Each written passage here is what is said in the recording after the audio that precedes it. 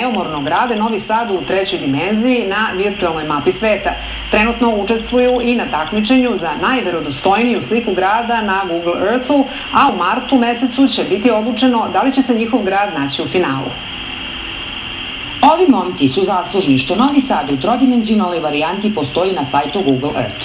Njihov rad je zapazio i sam Google, pa su tako pozvani da učestvuju na takmičenju za najbolji prikaz grada. Prijavili smo se sa još nekih 500-600 gradova širom sveta, s tim što u užu konkurenciju prvo ulazi određen broj gradova, pa zatim Google bira 5 gradova koji će se takmičiti u samom finalu i onda će svi korisnici Google moći da glasa i svako ko ima Google nalog moći će da glasa za grad koji želi.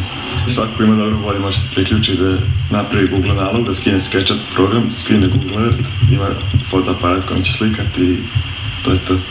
Upoznali su se preko foruma i već 2 godine vredno rade kako bi Novi Sad, poput svih evropskih i svetskih gradova, imao svoju 3D verziju. Za sada na ovom projektu rade njih trojica i oko 45% Novog Sada već postoji na poznatom sajtu.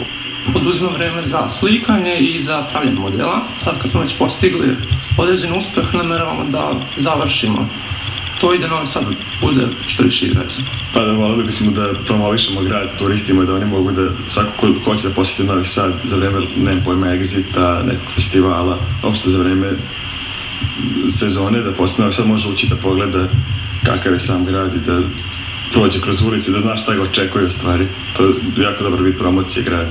Neki svetski gradovi za ovaj posao angažuju profesionalce, dok ovi momci to rade volonterski. Ukoliko i pobede na takmičenju, glavna nagrada je $25.000, koje neće dobiti oni, već će Google taj novac donirati nekoj od škola iz pobedničkog grada. Ipak, pitanje je da li nadležni dovoljno cene njihov entuzijazam. Ovi mladi Novosađani su još pre skoro godinu dana tražili pomoć od gradskih vlasti kako bi nastavili razvijanje projekta 3D Novi Sad. Međutim, u gradskoj kući nam je rečeno da oni na njih ipak nisu zaboravili i da će dobiti sve što su tražili. Nadamo se da će to biti i pre nego što ceo svet bude mogao u 3D varijanti da pogleda sliku Novog Sada. Za vesti B92 iz Novog Sada, Jovana Štetlin. Na festivalu u Berlinu film Srđana